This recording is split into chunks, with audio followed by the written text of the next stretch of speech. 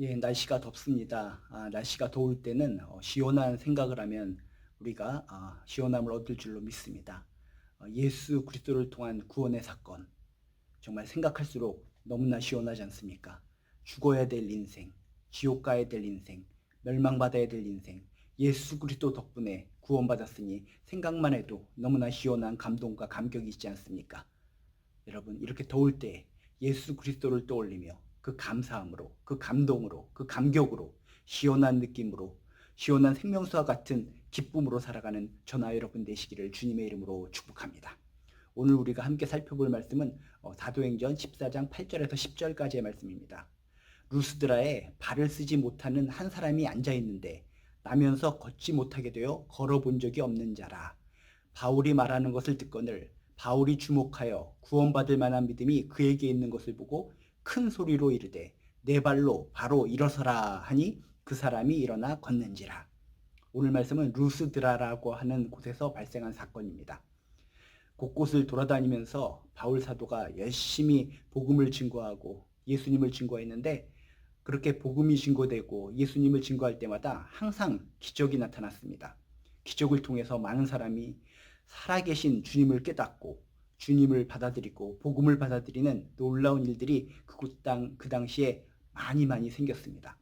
이 루스드라의 한 곳에 발을 쓰지 못하는 사람, 태어나면서부터 한 번도 걸어본 적이 없는 사람이 있었는데 이런 소문을 들은 겁니다.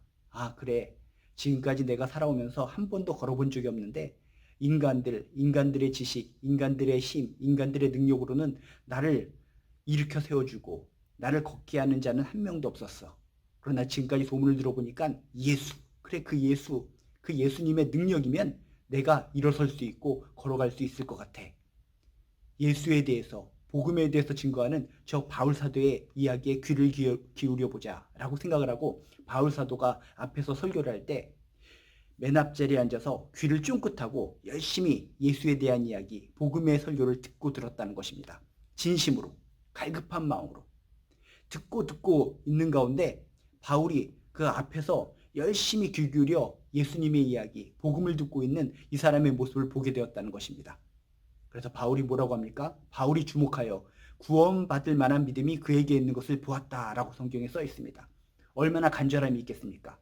지금까지 어느 누구도 나를 고쳐주지 못했고 어느 누구도 나에게 구원의 손길을 내밀지 못했지만 내가 소문으로 들은 그 예수, 이 바울 사도가 전하는 그 예수, 그 예수님이야말로 나에게 참된 구원자가 되실 수 있고 나를 고쳐주실 수 있고 나를 일어서게 하실 수 있고 나를 걷게 하실 수 있다 라는 확신의 마음을 가지고 두 눈을 갖다가 귀를 쫑긋 열심히 복음의 말씀, 이 은혜의 말씀을 듣고 있었다는 것입니다. 그런 간절한 모습을 통해서 바울이 깨닫게 된 겁니다. 영적인 감동을 얻은 겁니다. 이 사람 태어나면서부터 한 번도 걷지 못한 사람인데 구원받을 만한, 고쳐질 만한 믿음이 있구나. 강력한 믿음이 있구나. 그 믿음을 깨닫고 큰 소리로 외쳤다라고 성경에 써 있습니다. 내 발로 바로 일어서라 라고 큰 소리로 외쳤습니다. 그랬더니 무슨 일이 벌어집니까?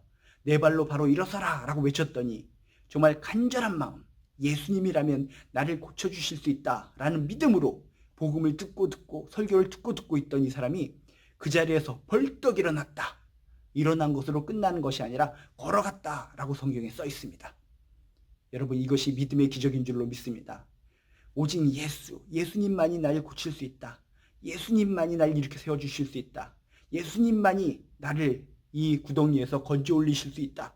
그런 믿음으로 말씀을 듣고 집중했더니 결국 치유의 능력이 바울 사도를 통해 이 사람에게 임했다는 것입니다.